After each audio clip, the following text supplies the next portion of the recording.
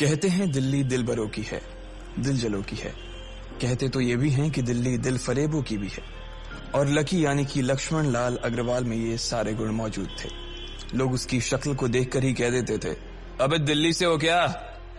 Lucky वैसे दिखने में स्मार्ट और अट्रैक्टिव था, पर जेब से खस्ता हालत होने की वजह से रहता बेहद सिंपल तरीके से था।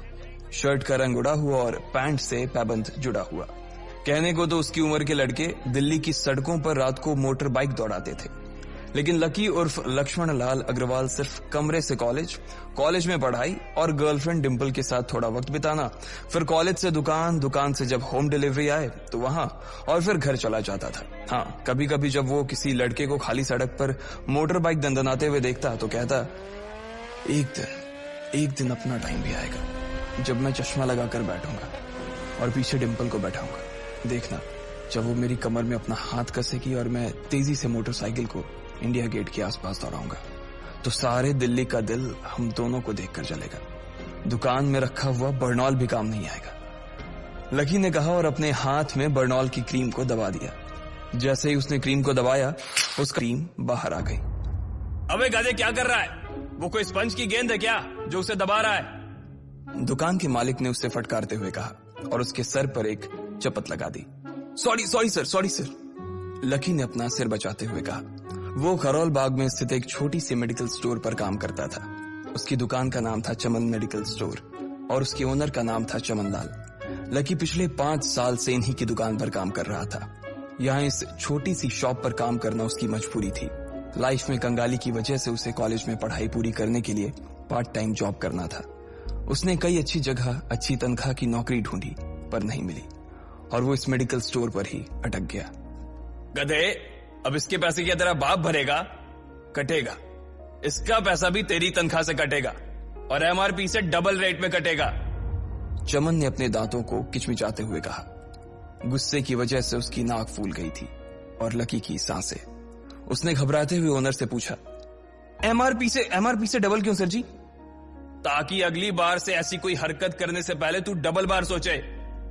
चमन ने कहा और उसके हाथ से ट्यूब छीन ली। उसका जी तो चाह रहा था कि वो लकी की खोपड़ी पर एक और बार अपना हाथ साफ कर ले, लेकिन उससे पहले ही दुकान का फोन बजने लगा। फोन की घंटी बजते ही लकी को वहां से निकलने का मौका मिल गया और वो भागते हुए फोन उठाने के लिए चला गया। हेलो जी, करोल बाग के बेस्ट मेडिकल चमन मेडिकल स्टोर से बोल रहा हूं, बताइए क्या काम था? ये लकी की पेटेंट लाइन थी। चाहे कहीं से भी फोन आए, लेकिन उसे फोन पर बस यही बोलना था। जैसे ही इधर लकी ने अपनी बात कही, उधर से जवाब आया, मैं ब्लूमिंग नाइट होटल के कमरा नंबर 303 से बात कर रहा हूँ। एक छोटा सा ऑर्डर है, नोट करो और जल्दी से होटल पर डिलीवर करवा दो। वो एक लड़के की आवाज थी। उसकी आवाज में काफी भारीपन और एक अजीब सी जल्दबाजी थी। जैसे ही लकी ने वो आवाज सुनी, पता नहीं क्यों उसे वो आवाज जानी पहचानी सी लगी। जी सर, बताइए आपका क्या ऑर्डर है? हाँ तो लिखो, हार्ट प्ले के 2 पैकेट और 1 पैकेट टिश्यू। लकी, जो कि अपना पेन लेकर खड़ा था, हार्ट प्ले का नाम सुनते ही झिझक गया। असल में हार्ट प्ले नाम का एक कंडोम आता था और इसलिए उसका नाम सुनते ही लकी शर्मा गया था। इतने साल से भी मेडिकल की स्टोर पर काम करने के बाद उसे इन चीजों का नाम सुनने में शर्म आती थी। हेलो भाई, लिखा कि नहीं लिखा? उस आदमी ने फिर से लकी से पूछा। जी सर, लिख लिया सर, लिख लिया। लकी ने खिसिया कर हंसते हुए कहा। लिख लिया तो फिर लेकर निकल, उस लड़के ने कहा। उसकी आवाज सुनकर ना जाने ऐसा क्यों लग रहा था कि वो बहुत बड़ा आदमी था। जी सर, लेकिन सर बाहर तो बारिश हो रही है, लकी ने कहा। उसने देखा कि बाहर बहुत तेज बारिश हो रही थी। उनकी दुकान के सामने पानी भर गया था और तेज हवाओं की वजह से चमन मेडिकल स्टोर का बोर्ड भी गिर गया था। लकी को लग रहा था कि वो इतनी तेज बारिश में अभी एकदम से तो नहीं निकल पाएगा, तो उसने उस लड़के को समझाते हुए कहा, सर मैं ऑर्डर तो ले आऊंगा पर थोड़ा टाइम लग जाएगा, बारिश थोड़ी थम जाए। अब इससे पहले कि वो कुछ आगे बोल पाता, फोन पर लड़का बोल पड़ा। तुम्हारे मालिक को पता है कि तुम मल्होत्रा जी के लड़के को मना कर रहे हो? हाँ पता है, बारिश हो रही है, इसलिए सारा सामान अच्छे से थैली में पैक करके लाना और लेट नहीं होना चाहिए, समझे? उस लड़के ने कहा और इससे पहले कि लकी आगे कुछ कह पाता, उसने फोन काट दिया। उधर से लकी के दुकान का ओनर उसे घूर कर देखा जा रहा था। लकी के हाथ में पेन और पेपर देखकर ही वो समझ गया था कि उसके पास कोई ऑर्डर आया था। आज वैसे भी इतनी बरसात होने की वजह से सुबह से इक्का दुक्का ग्राहक ही दुकान पर आए थे। ऐसे में उसकी दुकान का मालिक एक भी ऑर्डर को छोड़ना नहीं चाहता था। वो लकी को देख रहा था और लकी बारिश की ओर देख रहा था। बारिश का बहाना नहीं चलेगा, जाना पड़ेगा, चमन लाल ने कहा। मैं बहाना नहीं कर रहा सर, थोड़ी बारिश धीमी हो जाए तो मैं चला जाऊंगा। अभी आप खुद ही देखिए कितनी तेज बारिश है। वो पता नहीं कोई मिस्टर मल्होत्रा का कोई बेटा कुछ ज्यादा ही जल्दी में था। मैं साइकिल से तो पहुंच नहीं पाऊंगा इतनी जल्दी। लकी ने उनकी ओर देखते हुए कहा। क्या कहा? मिस्टर मल्होत्रा जी का बेटा? तू मेरी दुकान बंद करवाएगा क्या? अभी क्या भी निकल उनका ऑर्डर लेके, वो हमारे बहुत पुराने कस्टमर है, चमन ने कहा। पर लकी ने कहा ही था कि चमन बोला। पर कुछ नहीं, तू मेरी मोटरसाइकिल ले जा, उसने गुस्से में कहा। अरे सर जी, 200 के ऑर्डर में मुश्किल से 40 रुपए बचेंगे, इससे 3 गुने का तो पेट्रोल ही लग जाएगा, और अगर गाड़ी रास्ते में बंद हो गई तो अलग से खर्चा, लकी ने समझाते हुए कहा। वो जानता था कि उसका मालिक इन सब बातों पर ध्यान नहीं देने वाला। चमन लाल बोला। कोई बात नहीं, तू जा, चाहे जो हो जाए ग्राहक नाराज नहीं होना चाहिए, और वैसे भी वो मल्होत्रा जी का बेटा है। चमन लाल ने मोटरसाइकिल की चाबी लकी की ओर उछालते हुए कहा। लकी ने चाबी ली। उसे देखकर उसके अंदर मिक्स फीलिंग आ गई। एक तो वो बहुत खुश हुआ कि बड़े दिनों बाद बाइक चलाने को मिलेगी, पर वहीं दूसरी तरफ दुखी इसलिए हुआ कि बाइक मिली भी तो ऐसी तेज बारिश में, अगर खराब हो गई तो इसकी चपत भी उसके सिर पर ही पड़ेगी। वो मुंह लटकाकर रेनकोट और हेलमेट पहनते हुए वहां से निकल गया। बाहर आकर बाइक को देखा तो लकी ने मन में सोचा, चलो ठीक है, जो होगा देखा जाएगा, कम से कम बाइक तो चलाने को मिल रही है। दरअसल लकी इतने साल काम करने के बाद भी अपने लिए एक मोटरसाइकिल नहीं ले पाया था। लकी की तनख्वाह ही इतनी भर थी कि सिर्फ उसके कमरे का किराया, उसकी साइकिल में डालने वाली हवा का खर्च, बिजली पानी का बिल और डिम्पल के साथ महीने में 1-2 बार बाहर खाने का खर्चा ही निकल पाता था। उसे डिम्पल की कही बात अक्सर याद आती थी। लकी, अगर अगले 2 महीने में तूने बाइक नहीं खरीदी ना तो मैं तेरे से ब्रेकअप कर लूंगी, देखना। असल में डिम्पल को लकी के साथ बाइक पर घूमने की बड़ी तमन्ना थी। लकी की इस उजाड़ जिंदगी में एक वही तो थी जिसके लिए जिंदा रहने को उसका जी चाहता था। जब भी वो उससे बाइक की बात करती तो लकी डिम्पल की इस बात को हंसकर टाल देता था। वो अपने मन में इस बात को अच्छे से जानता था कि डिम्पल उससे बहुत प्यार करती थी और वो उससे कभी छोड़कर नहीं जा सकती थी। वो दोनों एक दूसरे में ऐसे घुले मिले थे जैसे बादल बरसात में घुल जाती है। लकी को डिम्पल बहुत पसंद थी और वो उसके लिए दुनिया जहां की खुशियां खरीद कर ला देना चाहता था। वो चाहता था कि एक दिन वो डिम्पल को प्लेन में बैठाए, लेकिन उसके ये सब ख्वाब इस कम तनख्वाह की नौकरी की वजह से कभी पूरे नहीं होने वाले थे। पर आज उसके पास एक मौका था। वो डिम्पल को अपने साथ इस बारिश में राजपथ घुमाना चाहता था। वो उसे दिल्ली दिखाना चाहता था। चमनलाल को देने के लिए उसने पहले से ही बहाना सोच रखा था। बस जल्दी से वो ये डिलीवरी देकर सीधे डिम्पल के पास ही जाने वाला था। उसने होटल ब्लूमिंग नाइट के बाहर मोटर बाइक पार्क की और सीधे होटल के अंदर चला गया। लकी ने रिसेप्शन पर पहुंचकर नमस्ते करते हुए रिसेप्शनिस्ट को बोला, जी मैं चमन मेडिकल स्टोर से आया हूं, रूम नंबर 303 का ऑर्डर था सर। रिसेप्शन पर खड़ा आदमी उसके हाथ में काली थैली को देखकर समझ गया था कि उसमें क्या था और वो मंद ही मंद मुस्कुराते हुए बोला, 3rd फ्लोर पर है, लिफ्ट से चले जाओ, रेनकोट यहीं उतार देना। जैसा उस आदमी ने कहा लकी ने ठीक वैसा ही किया और लिफ्ट में चढ़ने की कुछ ही देर बाद वो 3रे माले पर पहुंच गया था। वो रूम नंबर 303 के बाहर पहुंचा और उसने डोरबेल बजाई। जैसे ही दरवाजा खुला लकी ने थैली आगे बढ़ाते हुए कहा, नमस्ते, मैं चमन मेडिकल स्टोर से लकी, ये आपका। इससे पहले कि लकी आगे कुछ कह पाता उसकी आंखें फटी की फटी रह गई थी। उसने अपने सामने जो देखा उसके बाद उसे ऐसा लगा कि बंद छत के नीचे भी उसके ऊपर आसमान से आकर एक जोरदार बिजली गिर गई थी। उसके सामने एक लड़की खड़ी थी। वो लड़की और कोई नहीं बल्कि उसकी गर्लफ्रेंड डिम्पल ही थी। उसने एक पर्पल कलर का नाइट गाउन पहन रखा था। उसके काले घने बाल गीले थे और उसने उन्हें अपने कंधे पर फैला रखा था। उसकी खुशबू से ही ये चीज साफ पता चल रही थी कि वो अभी अभी नहा कर आई थी। डिम्पल, तुम यहाँ क्या कर रही हो? लकी को अपनी आंखों पर विश्वास ही नहीं हो रहा था। उसने 2 बार अपनी पलकें झपका कर देखा, लेकिन दोनों बार ही उसे अपने सामने डिम्पल ही नजर आई। तुम यहाँ क्या मेरा पीछा करते हुए आए हो लकी? डिम्पल ने उल्टा उसी के ऊपर पलटवार करते हुए कहा। लकी को देखकर उसके दिल की धड़कन भी तेज हो गई थी। उसे उम्मीद नहीं थी कि लकी यहाँ आ जाएगा। उसने ना तो सुबह से उसे फोन किया था और ना ही उसके मैसेज का कोई जवाब दिया था। वो अपने मन में सोचकर बैठी थी कि वो अगले दिन खुद ही उससे मिलकर बोल देगी कि उसकी तबीयत खराब थी। डिम्पल बेबी, क्या हो गया? किससे बात कर रही हो? अचानक से एक गबरू जवान सा लड़का दरवाजे के पास आकर खड़ा हो गया था। उसने बनियान पहन रखी थी। लकी उसे पहचान गया था। साले राहुल के बच्चे, तेरी हिम्मत कैसे हुई मेरे डिम्पल को हाथ लगाने की? लकी ने जैसे ही राहुल को देखा उसके तन बदन में मानो आग सी लग गई थी। वो उसे इस वक्त इतना बुरा मारना चाहता था, इतना बुरा पीटना चाहता था, जिसकी कोई हद सीमा नहीं थी। लकी जिस कॉलेज में पढ़ता था, राहुल और डिंपल भी उसी में पढ़ते थे, और वो कॉलेज राहुल के फादर का ही था। डिंपल ने राहुल के पिता की एक कंपनी में जॉब पकड़ ली थी और राहुल उस पर बहुत लाइन मारता था। लकी ने 1-2 बार डिंपल को उससे दूर रहने के लिए भी कहा, लेकिन डिंपल ने उसे ये कहकर टाल दिया था कि वो सिर्फ अच्छे दोस्त थे।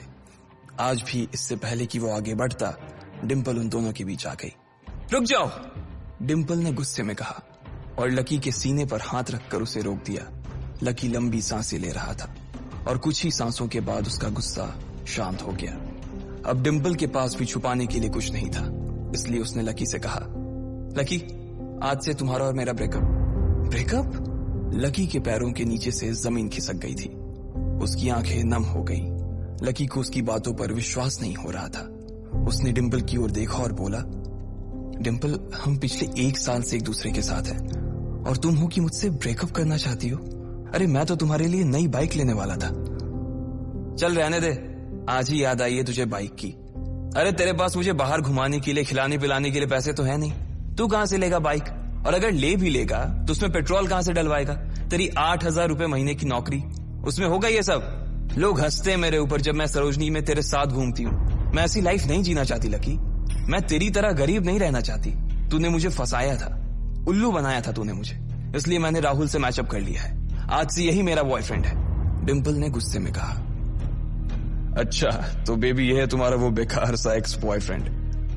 राहुल ने पूछा और डिंपल के बगल में आकर खड़ा हो गया। फिर उसने लकी के हाथ से थैली उठाई और उसमें से हार्ड प्ले का पैकेट निकालकर उसे चिढ़ाने के लिए उसे हवा में लहराने लगा।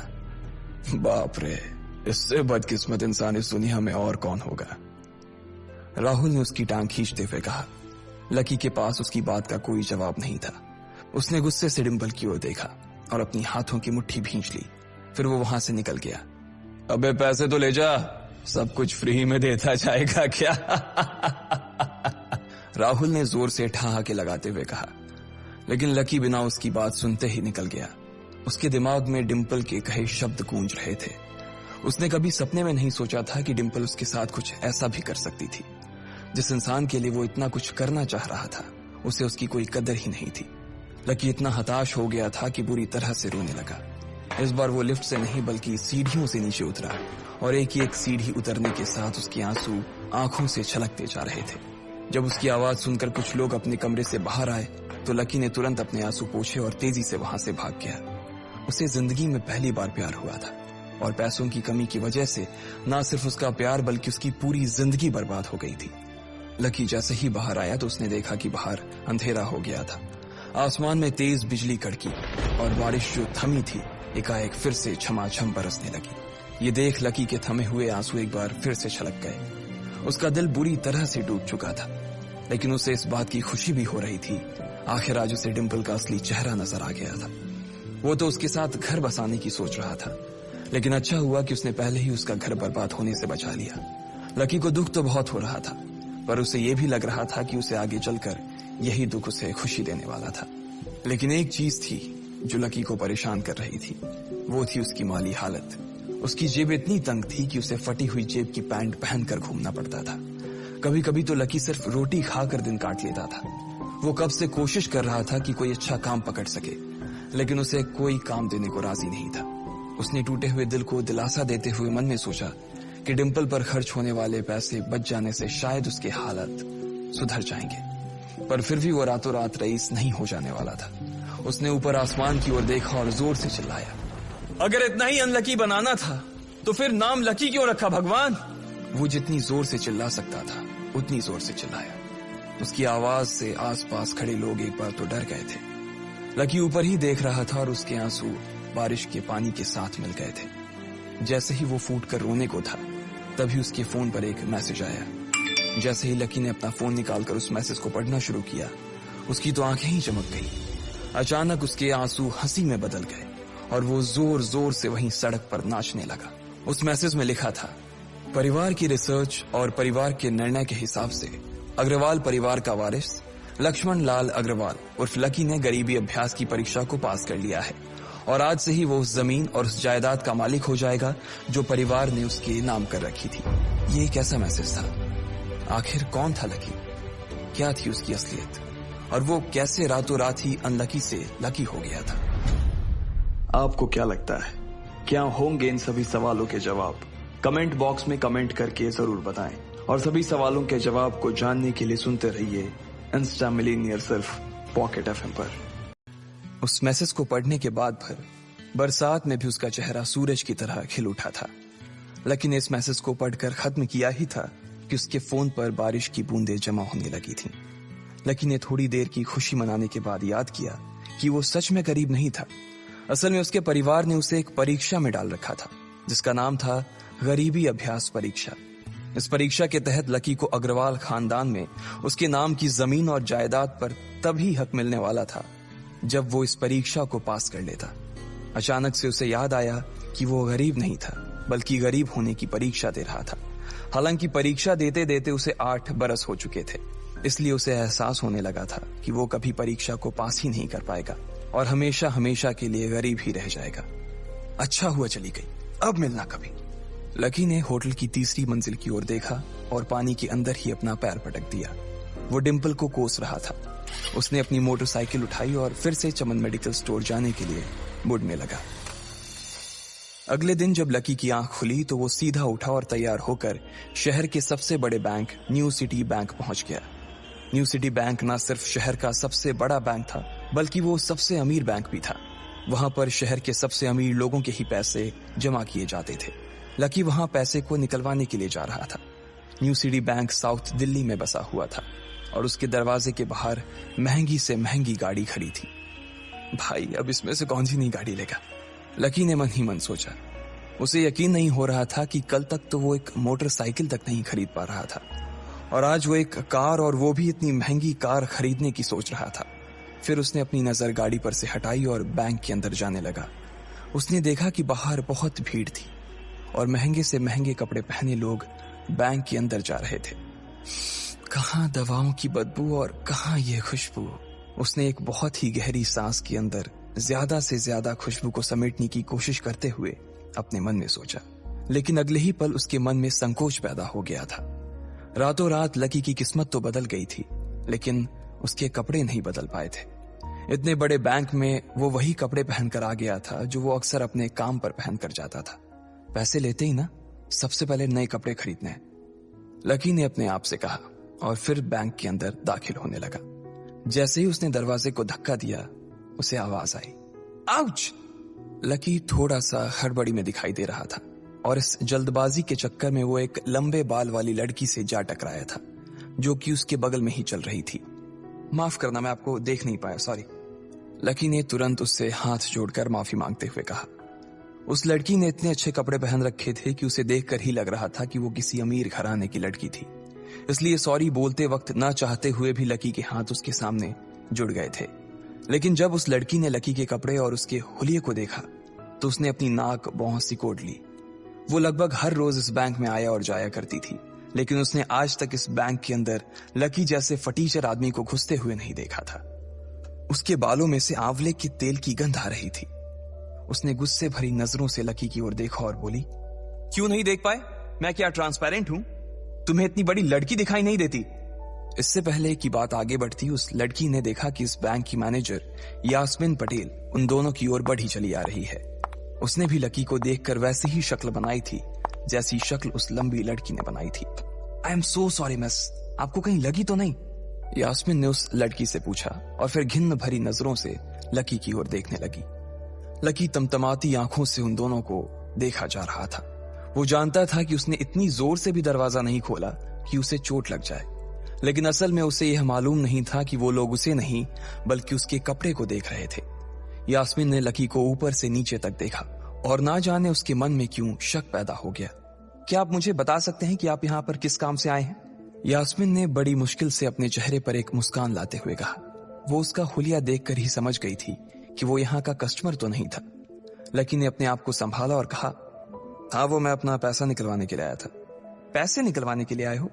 यास्मिन ने लकी की बात को ही दोहराते हुए कहा। वैसे तो वो लकी की बात पर जोर से हंसना चाहती थी, लेकिन उसने अपने आप को थोड़ा सा काबू में कर लिया था।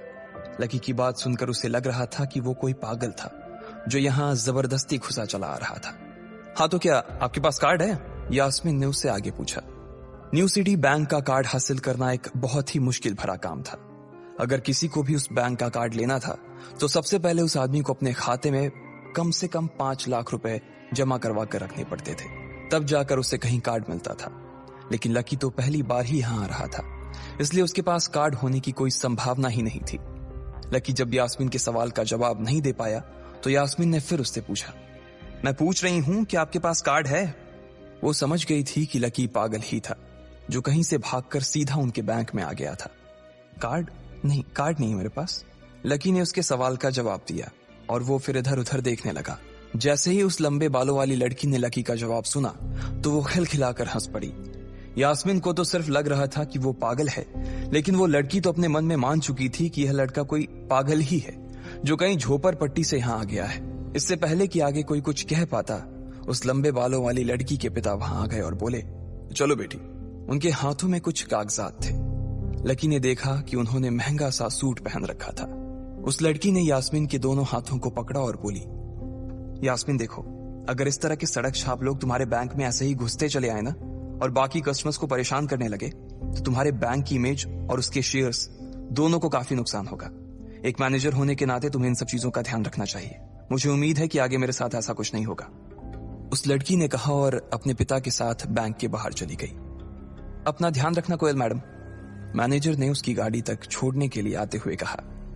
आज तो वो बाल बाल बच गई थी। कोयल और उसके पिता इस बैंक के सबसे पुराने और सबसे वफादार कस्टमर्स थे। अगर आज यास्मीन उन्हें नाराज कर देती और वो उसके बैंक से अपना खाता बंद करवा देते तो शायद यास्मीन की नौकरी तक जा सकती थी। और यह सब हो रहा था उस पागल लकी की वजह से। इसे जल्द से जल्द यहां से भगाना पड़ेगा, यास्मीन ने अपने आप से कहा और फिर बैंक के अंदर आने लगी। यास्मीन उसे अपने बैंक से बाहर निकालने के तरीके के बारे में सोच रही थी, मगर जैसे ही वो बैंक में दाखिल हुई उसने देखा कि लकी वहां था ही नहीं। अरे अब ये कहां चला गया? उसने अपने आप से पूछा। वो इधर उधर देखने लगी, लेकिन लकी वहां भी नहीं था। यास्मीन को अच्छे से पता था कि वो उसके सामने तो बाहर नहीं निकला था। इसका मतलब था कि वो बैंक के अंदर ही था, लेकिन यास्मीन उसे ढूंढ नहीं पा रही थी। कुछ देर तक बैंक के सारे कोनों को देख लेने के बाद यास्मीन को लगा कि शायद लकी यहां बहुत ही असहज महसूस कर रहा होगा, और जब वो कोयल को दरवाजे पर छोड़ने के लिए आई तब उसके पीछे पीछे वो भी निकल गया होगा। चलो जान बची, यास्मीन ने अपने आप से कहा और अपने केबिन में आकर बैठ गई। जैसे ही उसने आज के दिन की पहली फाइल उठाई थी उसे किसी एक की झलक दिखी। ये कोई और नहीं बल्कि लकी ही था। अरे ये कहां छिपा हुआ था? यास्मीन ने अपने आप से ही कहा और तुरंत फाइल को टेबल पर रखकर वो ऑफिस के बाहर आ गई। उसने देखा कि लकी बैंक के VIP लॉन्ज के बाहर खड़ा था और उसके खंबे की आड़ की वजह से वो यास्मीन की नजर से बाहर हो गया था। अब यास्मीन को तो वो मिल गया था, लेकिन उसके लिए उससे भी बड़ी एक और मुसीबत खड़ी हो गई थी। लकी जिस कमरे के बाहर अभी खड़ा था उस कमरे के अंदर शहर के सभी रईस लोगों का उठना बैठना था। बैंक के सिलसिले में या फिर किसी दूसरे काम के सिलसिले में वो सभी लोग यहीं आकर बात किया करते थे। उस कमरे के अंदर जो लोग बैठे थे उन सबके करोड़ों रुपए इस बैंक के खाते में जमा थे। अब अगर ऐसे में लकी वहां घुस जाता तो सब लोग मिलकर यास्मीन की गर्दन पर चढ़ जाते। रुको, जहां हो वहीं खड़े रहो, यास्मीन जोर से और साथ ही गुस्से से चिल्लाई। बाकी के लोग जो वहां खड़े थे वो यास्मीन की ये चीख सुनकर डर गए थे। कुछ लोगों को उसकी इतनी जोर से आवाज करने की वजह से गुस्सा भी आ गया था और यास्मीन सबसे मुस्कुराते हुए माफी मांगकर आगे बढ़ती जा रही थी। वो लकी को किसी भी तरह से उस कमरे में जाने से रोकना चाहती थी, लेकिन उससे पहले ही वो उस कमरे के अंदर दाखिल हो चुका था। अरे यार, ये आदमी है या गधा? यास्मीन ने अपना ही सिर पीटते हुए कहा और वो भी उस कमरे के दरवाजे की ओर बढ़ने लगी। उसने उस कमरे का दरवाजा खोलने की कोशिश की, लेकिन वो अंदर से लॉक हो गया था। बाप रे, ये कैसा आदमी है? बिना परमिशन के अंदर घुसा तो घुसा, लेकिन दरवाजा भी अंदर से बंद कर लिया। अब यास्मीन की सांसें फूलती जा रही थी। उसे बहुत डर लग रहा था। उसका जी यह सोचकर घबराए जा रहा था कि ना जाने अंदर लकी और उस रिलेशन मैनेजर के बीच क्या हो रहा होगा। इधर जैसे ही लकी कमरे में दाखिल हुआ, वहां का कस्टमर रिलेशन मैनेजर जो कि सोफे पर फैला हुआ था, वो उसे देखते ही अचानक सीधा बैठ गया। हेलो सर, कैसे हैं आप? उसके मुंह से बिना लकी को देखते हुए ये शब्द निकले उसे याद था कि इस कमरे में कुछ खास लोग ही आते थे, और जो भी आते थे यास्मीन उनके आने की खबर उसे पहले ही दे देती थी। लेकिन इस वक्त जो आदमी उसके सामने खड़ा था, उसे देखते ही वो अपनी जगह पर जम गया था। ना तो वो कहीं से भी वीआईपी लग रहा था और ना ही वो उसका कोई रिश्तेदार था। कौन हो भाई तुम? क्या चाहिए तुम्हें? उस मैनेजर ने 20 साल के जवान लड़के को देखते हुए कहा। मैं यहां अपना पैसा लेने आया हूं। लकी ने सीधे मुद्दे की बात को मैनेजर के सामने रखते हुए कहा। तुम्हारे पास हमारा सुप्रीम कार्ड है? मैनेजर ने उससे ऊपर से नीचे तक देखा और पूछा। नहीं, मेरे पास कोई कार्ड नहीं है, लकी ने कहा। तो फिर हम तुम्हें कोई पैसा नहीं दे सकते। चलो अभी दरवाजा खोलो और सीधा बाहर निकलो, मैनेजर ने कहा और सोफे पर से उठ गया। नहीं, मैं अपना पैसा लिए बिना नहीं जाऊंगा यहां से, लकी भी जिद पर अड़ गया। अरे बोला ना, बिना कार्ड वाले को पैसा नहीं मिलता है, और वो भी पैसा होगा तब तो मिलेगा ना, मैनेजर ने उसके करीब आते हुए कहा। अरे पैसा है तभी तो निकालने आया हूं सर, लकी ने कहा। देख फालतू की बहस मत कर सुबह सुबह, वरना मैं सिक्योरिटी को बुला लूंगा तो वो लोग मार मार कर बाहर निकालेंगे तुझे। लकी यह सुनकर घबरा गया था। मैनेजर के चेहरे का गुस्सा उसे साफ नजर आ रहा था, लेकिन ऐसा भी नहीं था कि वो झूठ बोल रहा था। भले ही उसके पास कार्ड नहीं था, लेकिन इसका मतलब ये नहीं था कि वो अग्रवाल खानदान का लड़का नहीं था। जैसे जैसे मैनेजर उसकी ओर बढ़ता चला जा रहा था, लकी का डर भी बढ़ता जा रहा था।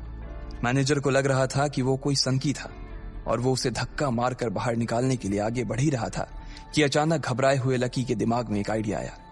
फिंगरप्रिंट! उसने अपना अंगूठा कमरे में मौजूद उस मैनेजर के सामने उठाते हुए कहा। फिंगरप्रिंट? कौन सा फिंगरप्रिंट? मैनेजर ने चौंकते हुए पूछा।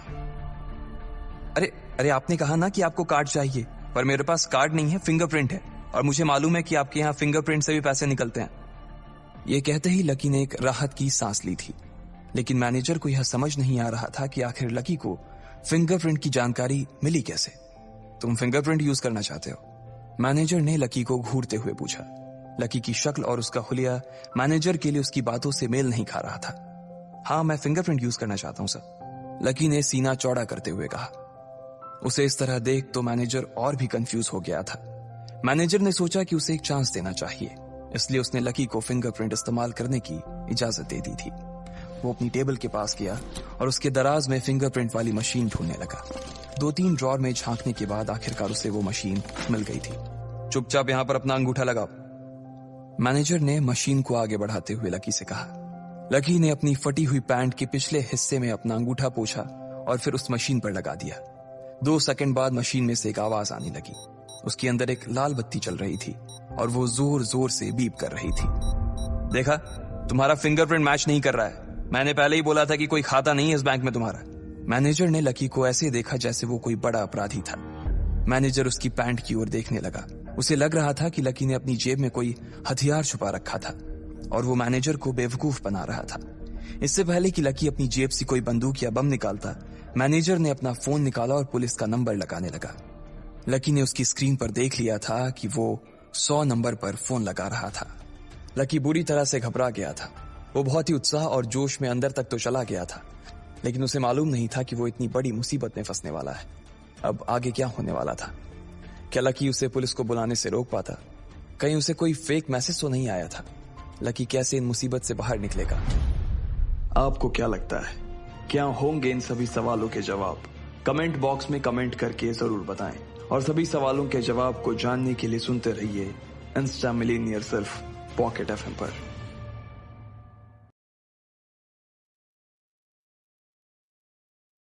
लकी बैंक के अंदर दाखिल तो हो गया था, लेकिन जब मैनेजर ने उससे पैसे निकालने के लिए कार्ड मांगा तो उसके पास कार्ड नहीं था।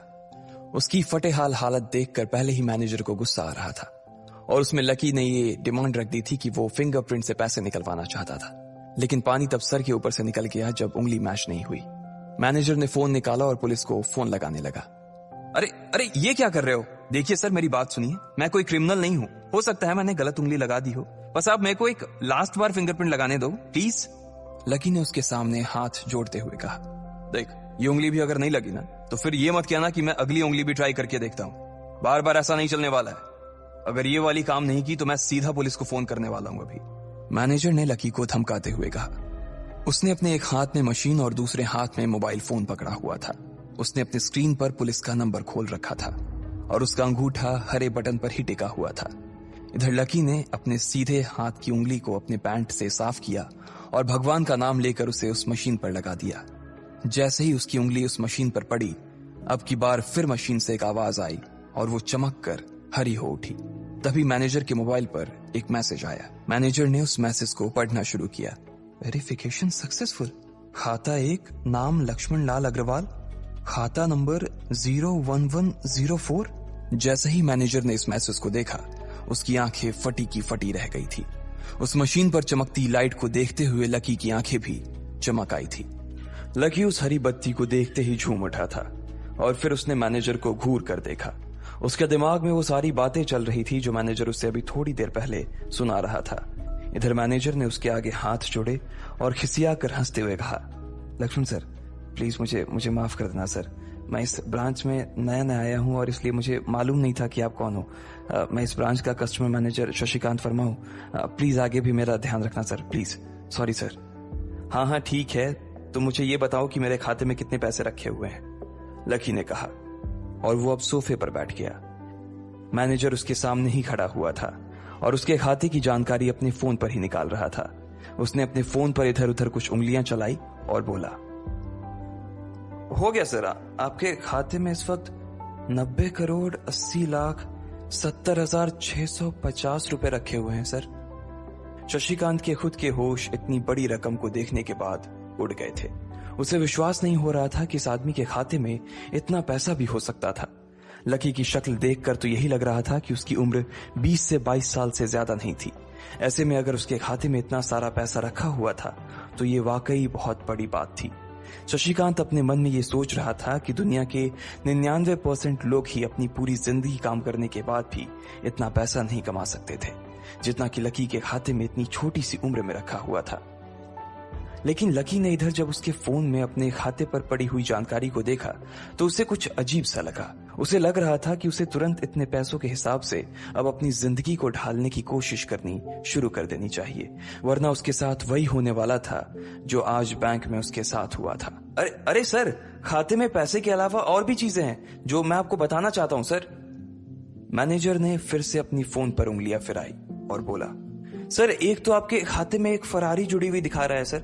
इसके अलावा आपके खाते में 2 किलो सोने की 100 ईंटें रखी हुई हैं, 5 किलो सोने की 20 ईंटें, पिकासो की 3 असली पेंटिंग है, 20 हीरे हैं 24 कैरेट के और भी बहुत कुछ है सर।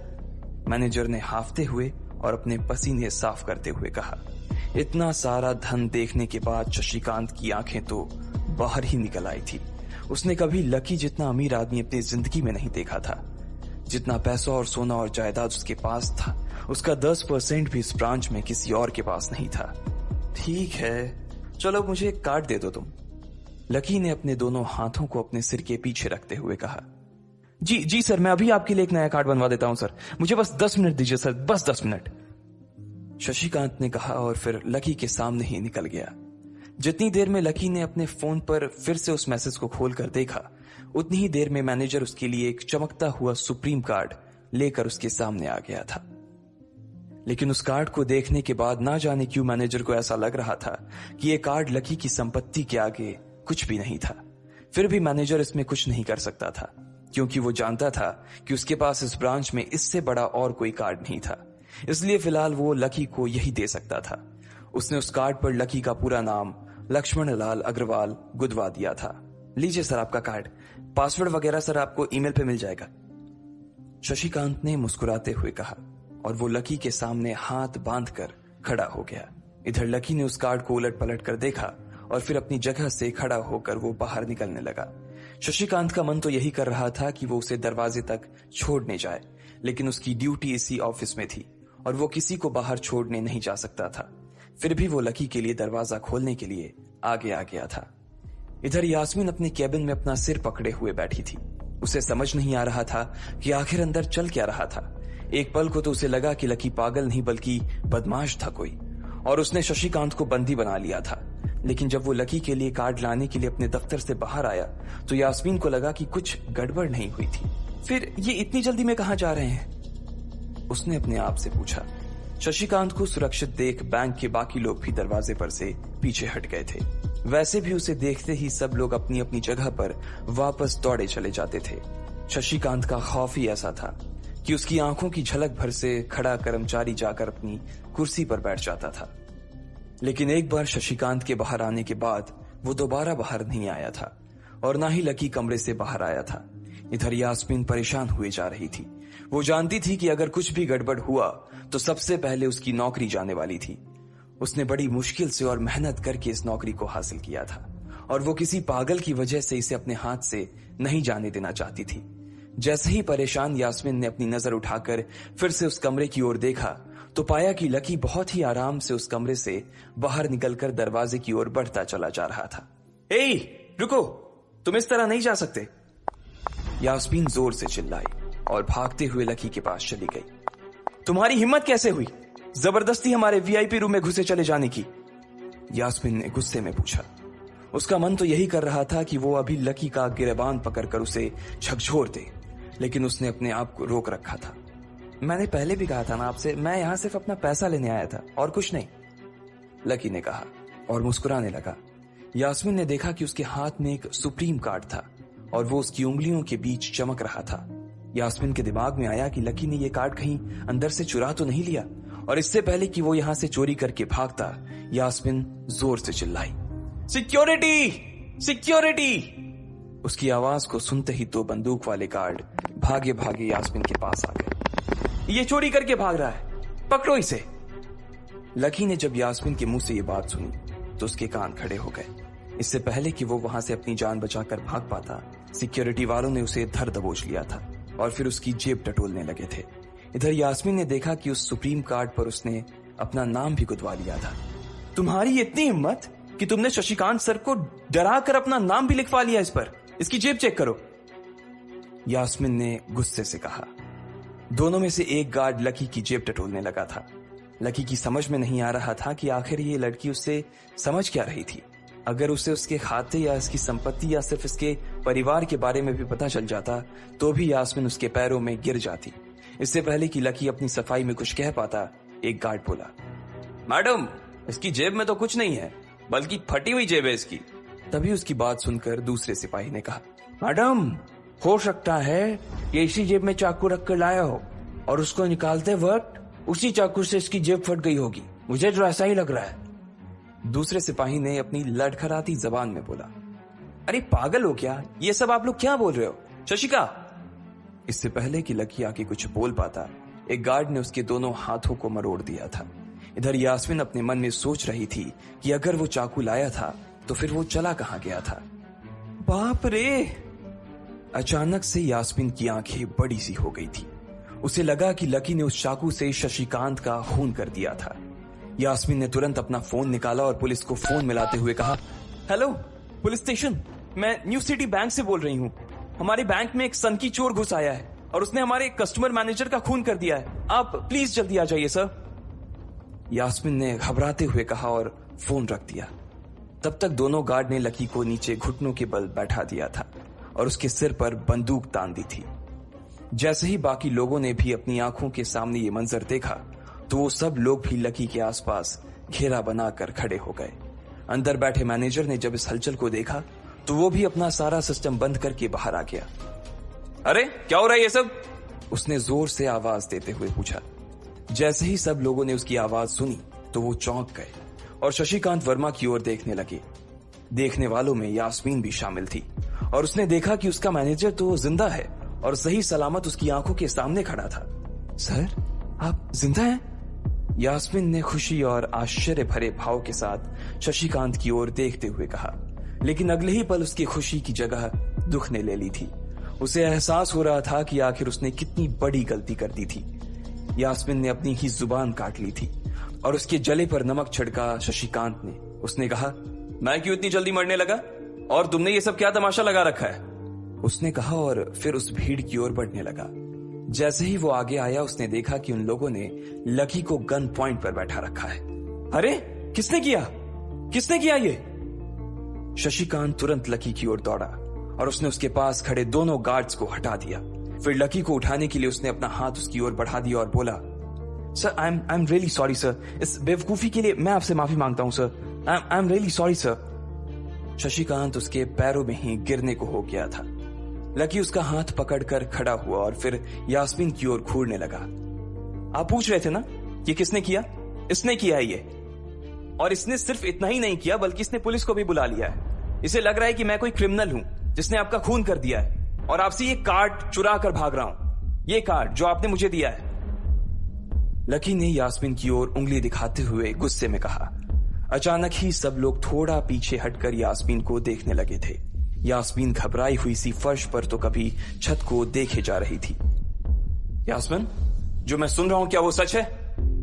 शशिकांत ने यास्मीन को घूरते हुए गुस्से में पूछा। उसकी आंखों में छुपे गुस्से को यास्मीन बर्दाश्त नहीं कर पा रही थी, इसलिए उसकी ना तो लकी से और ना ही शशिकांत से नजर मिलाने की हिम्मत हो रही थी। फिर भी वो जानती थी कि उसका चुप रहना इस वक्त उसके लिए बहुत खतरनाक हो सकता था, इसलिए उसने कहा, सर ये सब मेरी गलती है सर, ये मेरी बहुत बड़ी मिसअंडरस्टैंडिंग है सर। मुझे लगा कि ये जबरदस्ती अंदर घुस आया है और इसने आपके ऊपर हमला करके आपसे जबरदस्ती ये कार्ड बनवा लिया है और फिर आपको मार दिया है सर। यास्मीन ने घबराते हुए कहा। उसकी डरी सहमी सी आंखों में अब आंसू ही आ गए थे। मैनेजर ने जब उसकी ये बात सुनी तो उसने अपना सिर पकड़ लिया। यास्मीन जैसी समझदार लड़की इतनी बड़ी भूल कैसे कर सकती थी? उसने लकी को पहचाना ही नहीं था। खैर, मैनेजर को लगा कि इसमें उसकी कोई गलती नहीं थी। जब वो खुद लकी को नहीं पहचान पाया था तो फिर यास्मीन कैसे पहचान पाती? इसलिए उसने सोचा कि सबके सामने उसे कुछ कहने से अच्छा था कि वो यास्मीन को एक कोने में ले जाकर लकी की सच्चाई बताए। शशिकांत ने उसका हाथ पकड़ा और उसे खींचकर अपने साथ खंबे के पास ले गया और बोला, तुम्हें मालूम है ये कौन है? अरे ये लक्ष्मण अग्रवाल है, लक्ष्मण अग्रवाल खानदान का वारिस। तुम्हें पता है ना कि अग्रवाल खानदान का खाता हमारे बैंक की जितनी भी शाखाएं हैं उसमें सबसे बड़ा खाता है। यास्मीन ने जैसे ही ये नाम सुना उसके पैरों के नीचे से जमीन खिसक गई थी। वो जानती थी कि अगर न्यू सिटी बैंक इतनी ऊंचाइयों पर पहुंचा था तो उसके पीछे अग्रवाल खानदान का सबसे बड़ा हाथ था। इस बात का जिक्र उससे तब भी किया गया था जब उसने नौकरी ज्वाइन की थी। तुम्हें पता है इस लड़के के नाम पे कितनी प्रॉपर्टी है?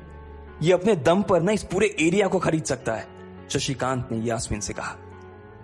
यास्मीन जैसे जैसे लकी को देखी जा रही थी वो बड़ी बड़ी आंखों से उसे घूरे जा रही थी। लकी कभी उन दोनों को देख रहा था तो कभी अपने आसपास खड़े लोगों को देख रहा था।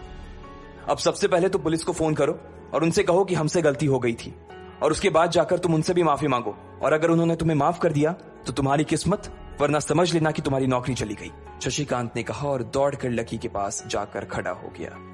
इधर यास्मीन अभी भी वहीं पर खड़ी थी। अभी अभी जो शशिकांत उसे बता कर गया था वो यास्मीन पचा नहीं पा रही थी। उसे लग रहा था कि इसमें उसकी कोई गलती नहीं थी, लेकिन कोई उसकी सुनने वाला नहीं था। बैंक उस छोटी सी मैनेजर के चक्कर में अपने सबसे बड़े कस्टमर को छोड़ने वाला तो नहीं था। अब मेरे पास और कोई रास्ता नहीं बचा है, यास्मीन ने निराश होते हुए अपने आप से कहा, और फिर अपनी जेब से फोन निकालकर पुलिस थाने में फोन लगाया। जैसे ही यास्मीन ने पुलिस वालों से ये कहा कि उससे गलती हो गई और जिसे वो बदमाश समझ रही थी असल में वो बदमाश नहीं बल्कि शहर के सबसे बड़े रईस का बेटा था, तो उधर से आवाज आई, मैडम सॉरी, लेकिन अब तो गाड़ी निकल गई है, वहां पहुंचती होगी, अब आपको जो भी कहना है इंस्पेक्टर साहब से कह देना। और उस पुलिस वाले ने फोन काट दिया। मर गए, यास्मीन ने अपने आप से निराश होते हुए कहा। उसके हाथ थर थर कांप रहे थे। उसे समझ नहीं आ रहा था कि अब वो क्या करे। अब उसके पास लकी से माफी मांगने के अलावा और कोई चारा नहीं बचा था। लेकिन अगर लकी सर ने मुझे माफ नहीं किया और उल्टा मेरे ऊपर डिफेमेशन का चार्ज लगा दिया तो, यास्मीन ने अपने आप से कहा, और वो अब और भी ज्यादा घबरा गई थी।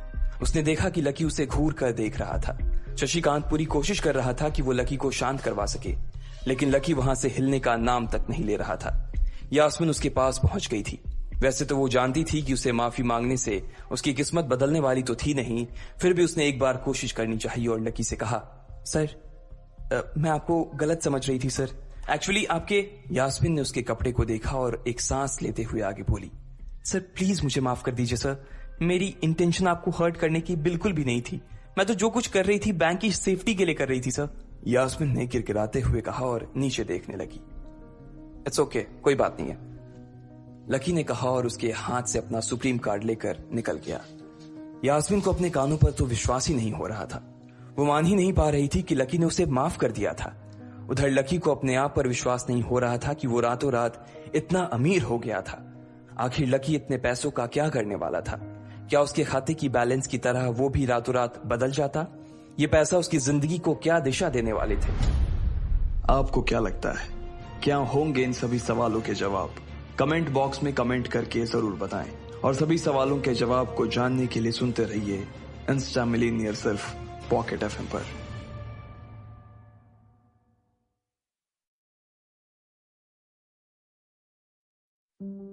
लकी न्यू सिटी बैंक से अपना सुप्रीम कार्ड लेकर निकल रहा था। असल में उसे क्लास में जाने में देर हो रही थी, इसलिए वो बिना यास्मीन से कुछ कहे या उसे सबक सिखाए वहां से निकल गया था। लकी दिल्ली यूनिवर्सिटी के ही एक कॉलेज में पढ़ता था। जैसे ही वो कॉलेज के अंदर दाखिल हुआ, उसके पैर एक कीचड़ से भरे गड्ढे में पड़ गए। ओह शिट, उसने अपने आप से कहा और अपने जूतों को पास की सड़क पर साफ करने लगा। वो कॉलेज एडमिनिस्ट्रेशन के दफ्तर की ओर देखकर उसे कोस रहा था। कॉलेज की सड़कों पर इतने सारे गड्ढे हो गए थे, लेकिन वो लोग एक भी गड्ढा नहीं भरवा रहे थे। जब भी लकी इस चीज की कंप्लेन करने के लिए वहां जाता, तो वो इसे ये कह देते कि फंड ही नहीं है। उसने जैसे तैसे अपना जूता तो साफ कर लिया था, लेकिन वो अपनी पैंट पर लगे कीचड़ के दाग को साफ नहीं कर पाया था। वो बाथरूम की ओर जा पाता, इतने में क्लास की घंटी बज गई। वो भागते हुए क्लास में पहुंचा। उसने दरवाजे के बाहर से ही देखा कि प्रोफेसर कमलनाथ मिश्रा पोडियम पर आ गए थे और उन्होंने आज के लेक्चर की शुरुआत भी कर दी थी। जैसे ही उनकी नजर बाहर खड़े लकी पर पड़ी, तो उनकी आंखें निराशा से भर आई। इधर लकी का सिर भी शर्म से झुक गया था और उसे अंदर ही अंदर बुरा लग रहा था। कॉलेज में जितने भी प्रोफेसर थे, उनमें से कमलनाथ जी को लकी सबसे ज्यादा पसंद करता था। बाकी प्रोफेसर ये बात जानते थे कि लकी पढ़ाई के साथ साथ जॉब भी करता था, इसलिए उसका पढ़ाई में ध्यान नहीं था। इसलिए वो भी लकी के ऊपर ज्यादा ध्यान नहीं देते थे। कुछ लोग तो पूरी क्लास के सामने उसका मजाक भी उड़ाते थे, लेकिन सिर्फ कमलनाथ जी ही ऐसे प्रोफेसर थे जो उसके साथ बराबरी का व्यवहार करते थे। लकी बिना कुछ कहे वैसे ही अपना सिर नीचे झुकाए क्लास में दाखिल हो गया। जैसे ही उसके पैर क्लास में पड़े, सभी लोग उसकी ओर देखने लगे। अबे ये फटीचर कब से लेट आने लगा? सूरज पश्चिम से उग सकता है, लेकिन ये कभी लेट नहीं हो सकता। आज क्या हो गया इसे? एक लड़के ने लकी को चढ़ाते हुए कहा। अबे यार, इसकी पैंट तो देख कितनी गंदी है। भाई क्लास में लड़कियां भी होती हैं, कम से कम कपड़े तो ढंग से पहन के आ यार। दूसरे लड़के ने कहा और उसकी ये बात सुनकर उसके पास बैठी लड़की हंस दी और बोली, अरे कहां से पहन कर आता? कपड़े के लिए तो पैसे हैं नहीं इसके पास, एक ये कपड़ा है इसके पास, बहुत है इसके लिए। क्लास में बैठे सभी लोगों ने लकी के ऊपर फफ्तियां कसनी शुरू कर दी थी। हर कोई उसके ऊपर कुछ न कुछ कहे जा रहा था। ऐसा नहीं था कि लकी ये सब आज ही सुन रहा था। इस तरह की फफ्तियों का सामना वो रोज करता था। रोज उसे ऐसी बातें सुनकर बुरा भी लगता था और आज भी उसने अपना सिर नीचे तो झुका लिया था, लेकिन आज उसके चेहरे पर एक मुस्कान थी। इन लोगों को पता नहीं था कि यह अनलकी आज कितना लकी होकर आ रहा है। जैसे ही क्लास में बैठे बच्चों का शोर बढ़ने लगा, उधर से कमलनाथ जी ने चिल्लाते हुए कहा, आपस में बात करना बंद करो। अगर तुम लोग इस तरह बात करते रहोगे तो मैं आगे नहीं पढ़ाऊंगा। सभी लोग शांत होकर उनकी बात सुनने लग गए। तब तक लकी भी अपनी कुर्सी पर जाकर बैठ गया था। कमलनाथ जी ने फिर से पढ़ाना शुरू किया और पढ़ाते पढ़ाते ना जाने क्यों उनकी नजर बार बार लकी की ओर जा रही थी। लकी को समझ नहीं आ रहा था कि कमलनाथ जी ऐसा जानबूझकर कर रहे थे। उनकी आंखों को देखकर ऐसा लग रहा था कि उनमें लकी के लिए ढेर सारा गुस्सा भरा हुआ था। उसे ऐसा लग रहा था कि शायद वो अपने प्रोफेसर की उम्मीदों पर खरा नहीं उतर रहा था। थोड़ी ही देर में कमलनाथ जी की क्लास खत्म हो गई। बच्चों, आज की क्लास यही खत्म होती है। कल आप सबको क्या काम करके लाना है वो मैंने यहाँ लिख दिया है। कल मिलते हैं आप सबसे। कमलनाथ जी ने कहा और क्लास के बाहर चले गए। जैसे ही वो बाहर गए, पीछे वाले दरवाजे से किसी की आवाज आई, डिंपल। जैसे ही वो आवाज सबके कानों में पड़ी, सब लोग क्लास के पीछे वाले दरवाजे की ओर देखने लगे। वहां कोई और नहीं बल्कि डिंपल का नया बॉयफ्रेंड राहुल खड़ा था। ये लोग राहुल को अच्छी तरह से जानते थे। राहुल ने दरवाजे से झांक कर देखा तो वहां कोई नहीं था। वो धीरे धीरे कमरे में दाखिल हुआ और सीधा डिंपल के पास चला गया। डिंपल खिड़की के पास बैठी हुई थी। जैसे ही राहुल उसके पास पहुंचा, डिंपल ने अपने हाथ उसकी गर्दन में किसी हार की तरह डाल दिए और उसकी बाहों में झूम उठी। उधर राहुल ने भी डिंपल को सबके सामने चूम लिया था। ये नजारा देखते ही सबकी नजरें लकी के ऊपर जा टिकी। सबको अभी तक तो यही पता था कि डिंपल लकी की गर्लफ्रेंड है। किसी को इस बात की खबर नहीं थी कि उन दोनों का ब्रेकअप हो गया था। डिम्पल को राहुल की बाहों में देखकर लकी के तन बदन में आग तो लग गई थी, लेकिन फिर भी वो शांत होकर वहीं बैठा हुआ था और उसने अपने गुस्से पर काबू कर लिया था। अरे भाई लकी, क्या हो रहा है ये सब? डिम्पल राहुल के साथ कैसे? उसके एक दोस्त ने आकर लकी से कहा। होने देना यार, जो हो रहा है छोड़ना, लकी ने कहा। उसका इस बारे में किसी से बात करने का कोई मन नहीं हो रहा था। अरे भाई, तुझे पता है वो राहुल कितना चालू आदमी है? अभी तक इस कॉलेज की 5 लड़कियों को फंसा चुका है और ये डिम्पल छठी है। लकी के दोस्त प्रीतम ने उससे कहा। उसकी ये बात सुनते ही लकी ने प्रीतम को घूर कर देखा। प्रीतम को लगा कि लकी को उसकी बात का बुरा लगा था, लेकिन अगले ही पल वो उसे देखकर मुस्कुराया और बोला, कोई बात नहीं भाई, सबकी अपनी अपनी लाइफ है। ये कहकर लकी डिम्पल की ओर देखने लगा, जो कि राहुल की बाहों में इतरा रही थी। वो जानती नहीं थी कि लकी चाहता तो यहीं खड़े खड़े राहुल और उसके पिता को उनके कारोबार समेत खरीद सकता था। उधर जैसे ही राहुल और डिम्पल की नजर भी लकी पर पड़ी तो वो जानबूझकर उसे छेड़ने के लिए उसके सामने से गुजरने लगे। अच्छा लकी, सुनना जरा। अचानक से डिम्पल लकी के सामने रुकी और बोली। उसने अभी भी राहुल की कमर में अपना एक हाथ डाल रखा था। फिर उसने अपने दूसरे हाथ से अपना मोबाइल निकाला और उसका कवर खोलकर लकी के मुंह पर फेंक दिया और बोली, अब क्योंकि मैं तुम्हारे साथ नहीं हूं, इसलिए मुझे तुम्हारे इस बेकार से कवर की कोई जरूरत नहीं है। इसे तुम अपने पास रख सकते हो। लकी ने उससे कुछ नहीं कहा और नीचे गिरा वो कवर उठाकर अपनी टेबल पर रख दिया। बेबी, इसने तुम्हें कवर गिफ्ट किया? कवर कौन गिफ्ट में देता है भाई? राहुल ने उसके सामने ही डिम्पल से कहा। राहुल लकी को नीचा दिखाने का एक भी मौका अपने हाथ से जाने नहीं देना चाहता था। लकी अंदर ही अंदर मुस्कुरा रहा था। डिम्पल ने राहुल की ओर देखा और बोली, बेबी, बात यह है कि जिसकी मोबाइल खरीद कर गिफ्ट करने की औकात नहीं होगी, वो सिर्फ कवर ही तो गिफ्ट कर सकता है ना, और क्या। कोई बात नहीं बेबी, मैं आज ही तुम्हें एक नया फोन दिलवाता हूँ। आ जाओ, चलते हैं कनॉट प्लेस और वहां से लाते हैं बेबी के लिए एक नया फोन, राहुल ने कहा। लकी का मन तो यही कर रहा था कि वो जोर से राहुल के ऊपर हंसे, लेकिन उसने अपनी हंसी को रोक लिया था। हाँ बेबी, हमने एक पहले नया फोन खरीदेंगे और फिर उस फोन की पार्टी भी करेंगे, और उसके बाद आज, डिम्पल ने कहा और राहुल के चेहरे पर उंगलियां फिराने लगी। राहुल भी और लकी भी उसके इशारे को समझ गए थे। लकी जानता था कि ये सब सिर्फ उसे चिढ़ाने के लिए वो कर रही थी, लेकिन लकी को खुद के लिए नहीं बल्कि डिम्पल के लिए बुरा लग रहा था। वो मन ही मन ये सोच रहा था कि अगर डिम्पल बस थोड़ा सा और इंतजार कर लेती तो आज लकी उसके लिए फोन की पूरी दुकान खरीद कर रख देता। भाई ये सब क्या हो रहा है? तेरे सामने ये सब हो रहा है और तू बस मुस्कुराया जा रहा है। गुस्सा नहीं आ रहा तुझे? प्रीतम ने लकी से पूछा। नहीं यार, जो हो रहा है अच्छा ही हो रहा है। जो होता है वो भी अच्छे के लिए होता है, इसलिए चिल यार, छोड़, लकी ने कहा और फिर राहुल और डिम्पल की ओर देखने लगा।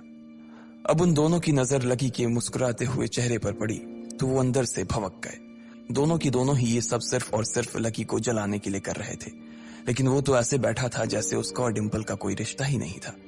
जब अपनी इस बातों का लकी के ऊपर कोई असर होता नहीं दिखा तो डिम्पल राहुल से बोली, बेबी चलो यहां से। बेबी नहीं बेबी, हबी। आज से तुम मुझे हबी बोलोगी और मैं तुम्हें बोलूंगा मेरी प्यारी वाइफी, राहुल ने कहा और लकी के सामने ही डिम्पल को चूम लिया। ये देखते ही लकी थोड़ा सा जल भुन तो गया और उसका जवाब भी वो राहुल को देना चाहता था, इसलिए उसने कहा, डिम्पल ये सब क्यों कर रही हो तुम? क्या दिखाना चाहती हो इससे? लकी को डिम्पल का ऐसा रूप देखकर उसी के लिए बुरा लग रहा था। राहुल की किसी बात का तो लकी के ऊपर कोई असर ही नहीं हुआ, लेकिन लकी की इस बात का राहुल को जरूर बुरा लग गया था। उसने गुस्से से अपनी नाक फुलाते हुए कहा, ओए फटीचर, ज्यादा बकवास करने की जरूरत नहीं है। आज के बाद अगर तूने मेरी डिम्पल के बारे में कुछ कहा या उसकी तरफ आंख उठाकर भी देखा ना तो मैं राजपथ पर तेरी परेड करवा दूंगा। रहने दे भाई, उसकी जरूरत नहीं पड़ेगी। मैं खराब चीज ना तो देखता हूं और ना ही उसके बारे में बात करता हूं, लकी ने कहा और फिर से प्रीतम की ओर देखकर हंसने लगा। जिस तरह से लकी आज राहुल के मुंह पर जवाब फेंक कर मार रहा था, प्रीतम को तो विश्वास ही नहीं हो रहा था कि ये वही लकी है जो उसका दोस्त हुआ करता था। उधर राहुल उसका जवाब सुनकर गुस्से से लबरेज हो रहा था। वो लकी को सबक सिखाने के लिए अपना घूंसा तान कर उसकी दिशा में बढ़ा ही रहा था कि इतना ही में पीछे से एक लड़की की आवाज आई, डिम्पल। सब लोगों ने फिर से उस आवाज की ओर देखा। वहां पर एक थोड़े छोटे कद की लड़की खड़ी थी और वो गुस्से से डिम्पल की ओर देख रही थी। उसकी आंखों पर चश्मा लगा था और उसके बाल खुले हुए थे। अब तू हद से आगे बढ़ती जा रही है डिम्पल।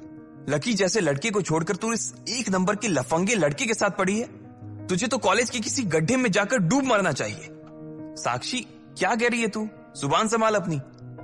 डिंपल ने कहा। राहुल के बारे में बुराई नहीं बल्कि लकी के बारे में अच्छी बातें सुनकर डिंपल का मन खराब हो गया था।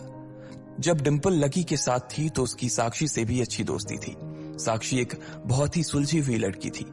जब भी डिंपल और लकी के बीच किसी बात को लेकर झगड़ा होता तो डिंपल उसे सुलझाने के लिए अक्सर साक्षी की ही मदद लेती थी। मैं जो कह रही हूं ना, सही कह रही हूं। तुझे सीरियसली शर्म आनी चाहिए डिंपल।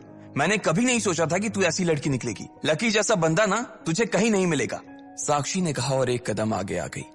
इधर लकी ने देखा कि साक्षी की बात सुनते ही राहुल के कान खड़े हो गए थे, लेकिन वो सच बोल रही थी, इसलिए राहुल भी कुछ नहीं कर सकता था। साक्षी लकी के पास आकर खड़ी हुई और बोली, तू इतनी जल्दी कैसे भूल गई यार? लकी तेरे लिए हर टफ टाइम में खड़ा रहा था। जब भी तू बीमार होती थी और तेरे खड़े होने की भी हालत नहीं होती थी तो बेचारा तेरे लिए खाना बनाता था, तेरे कपड़े धोता था और तो और तेरे लिए दवाई तक लेके आता था। तुझे याद है ना जब हम हिमाचल घूमने गए थे और तेरे पैर में मोच आ गई थी तो ये बेचारा अपनी नौकरी छोड़कर भागा भागा रात में हमारे पास आ गया था। इतना प्यार किया इसने तुझसे और तू इसे छोड़कर जा रही है। साक्षी ने कहा। अपने लिए साक्षी के मुंह से इतना सब कुछ सुन लेने के बाद लकी ने अपनी गर्दन नीचे झुका ली थी। उसे डिंपल के साथ बिताए वो सारे लम्हे याद आ रहे थे। वो डिंपल के ऊपर जान छिड़कता था। उसका बस चलता तो वो डिंपल को अपनी हथेलियों पर लेकर घूमता।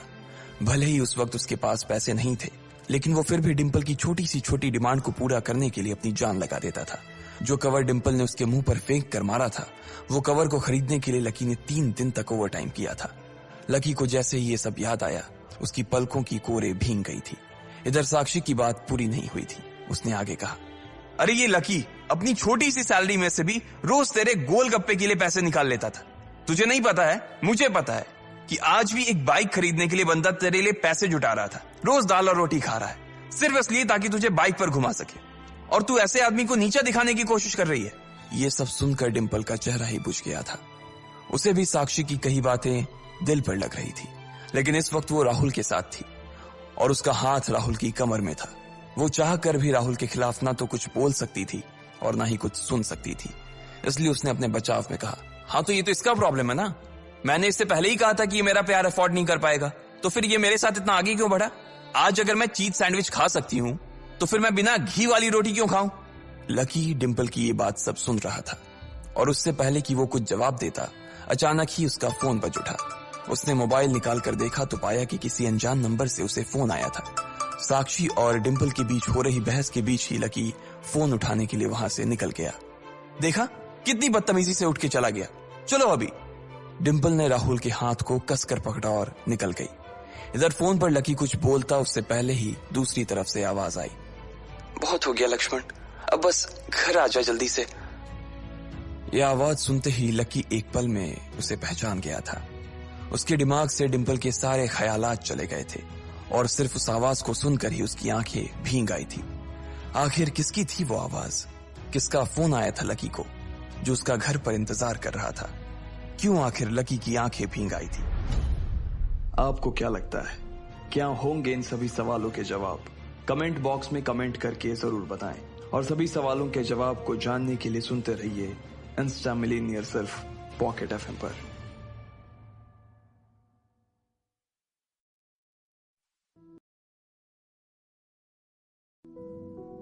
लकी फोन पर उसकी मां की आवाज पहचान गया था। मैं जल्दी आ जाऊंगा मां, बस पढ़ाई खत्म होते ही आ जाऊंगा, लकी ने कहा। उसकी आंखें डबडबा आई थी। इससे पहले कि वो आगे और कुछ बोल पाता, उसकी मां ने कहा, बस अब कितना पढ़ेगा, तू अब जल्दी से आ जा, मैंने तेरे लिए एक लड़की भी ढूंढ रखी है, मां ने कहा। और ये सुनते ही लकी के होश उड़ गए। वो डिंपल के सदमे से अभी बाहर भी नहीं निकला था और उसकी मां उसके लिए लड़की ढूंढ रही थी। माँ मैं अभी क्लास में हूँ, आपको थोड़ी देर बाद फोन करता हूँ, लकी ने आगे की बात से बचने के लिए कहा और फोन रख दिया। फिर वो क्लासरूम में आ गया। लकी तुम ठीक हो ना? साक्षी ने लकी के कंधे पर हाथ रखते हुए पूछा। उसे सच में लकी की चिंता हो रही थी। लकी ने उसकी ओर देखा और मुस्कुरा दिया। साक्षी ने हल्के हाथ से उसके कंधे को सहलाया और बोली, देखो वैसे अब इसमें पछताने जैसी कोई बात नहीं है। डिंपल का असली चेहरा हम दोनों के सामने आ गया है। अगर ये थोड़ी देर बाद आता ना तो दर्द ज्यादा होता, इसलिए जो हुआ ठीक ही हुआ। तुम्हें ऐसी लड़की के लिए परेशान नहीं होना चाहिए लकी, कोई जरूरत नहीं है तुम्हें दुखी होने की। लकी ने सिर्फ हाँ में अपना सिर हिलाया और अपनी मुस्कान को और थोड़ा सा बड़ा कर लिया। साक्षी के उसके कंधे पर हाथ रखने की वजह से लकी को अच्छा महसूस हो रहा था। कम से कम उसके आसपास कोई तो था जिस पर वो विश्वास कर सकता था। हाँ यार, तू चिंता मत कर, तुझे इस डिंपल से भी अच्छी लड़की मिलेगी, देख लेना। प्रीतम ने दूसरी तरफ से उसके कंधे को थपथपाते हुए कहा। लकी को अब सचमुच काफी अच्छा लग रहा था। अच्छा चलो, आज हम तुम्हारे आजाद होने का ना जश्न मनाते हैं। मैं अपनी तरफ से तुम्हें ट्रीट दूंगी। कॉलेज के बाहर कहीं चलें? कैंटीन का खा खा करना मैं बोर हो गई हूं, साक्षी ने कहा। हाँ यार, कैंटीन से तो मैं भी बोर हो गया हूं, प्रीतम ने कहा। साक्षी ने उसे घूर कर देखा और बोली, अबे तुम्हें कौन ले जा रहा है? यह सुनते ही प्रीतम को झटका सा लग गया। वो जानता था कि साक्षी बहुत ही साफ और सपाट बात करने वाली लड़की थी, लेकिन एक दिन वो उसकी इसी साफ गोई का शिकार हो जाएगा, उसे अंदाजा नहीं था। नहीं, मैं तो खुद भी नहीं जा रहा था यार, मुझे तो निम्मी से मिलने के लिए जाना था। मैं तो बस बता रहा था कि मैं भी बोर हो गया हूं कैंटीन का खा खा कर, प्रीतम ने अपनी ओर से सफाई देते हुए कहा। हाँ, लेकिन ट्रीट तुम मुझे नहीं, मैं तुम्हें दूंगा, पर आज नहीं, किसी और दिन। और इस बार हम उस चमन पाव भाजी वाले के पास नहीं जाएंगे, उससे थोड़ी दूरी पर सामने वाली लेन में जो रेस्टोरेंट है ना, सन एंड मून, वहां चलकर खाना खाएंगे, लकी ने कहा और अपनी जगह से खड़ा हो गया। साक्षी ने जब उसके मुंह से सन एंड मून का नाम सुना तो उसके कान खड़े हो गए। उसे उम्मीद नहीं थी कि लकी को डिंपल के जाने के बाद इतना बड़ा झटका लगेगा। जितना पैसा लकी 10 दिन में कमाता था, साक्षी ने सुना था कि सन एंड मून में उतना पैसा सिर्फ एक बार में ही पूरा हो जाता था। उसे विश्वास नहीं हो रहा था कि लकी इतना बड़ा कदम उठा लेगा। वो झिझक कर हंस पड़ी और बोली, हाँ ठीक है, मतलब ठीक है, मैं इंतजार करूंगी। वैसे तुम्हें एक बात बताऊं लकी, मैं ना अभी तक सन एंड मून के अंदर गई नहीं हूं। साक्षी के चेहरे पर हल्की सी शर्म आ गई थी। साक्षी को लगा कि लकी ने सिर्फ जज्बात में बहकर यह बात बोल दी थी कि वो उसे सन एंड मून में ट्रीट देने वाला था, लेकिन उसे मालूम नहीं था कि वो साक्षी को जिंदगी भर भी अगर वहां खिलाता तो भी उसकी जायदाद पर कोई असर नहीं होने वाला था। ठीक है, तो फिर मिलते हैं, फिर बाय लकी, साक्षी ने कहा और वहां से निकल गई। इधर प्रीतम और उसके दूसरे दोस्त भी उसे अपने साथ लेकर कैंटीन की ओर आ गए। जैसे ही वो कैफेटेरिया में दाखिल होने वाले थे, अचानक से गर्वित रुक गया।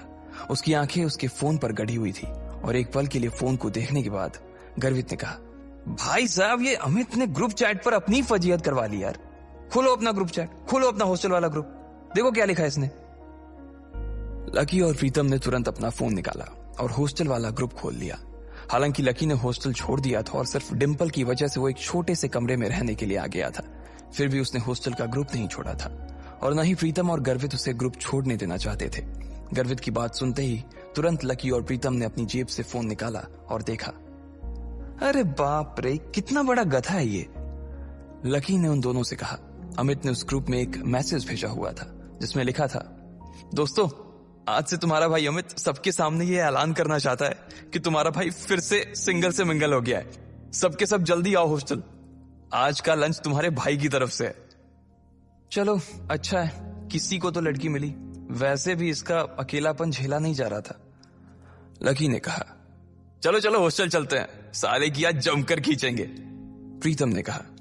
गर्वित और प्रीतम तो आगे बढ़ गए, लेकिन लकी वहीं रुक गया था।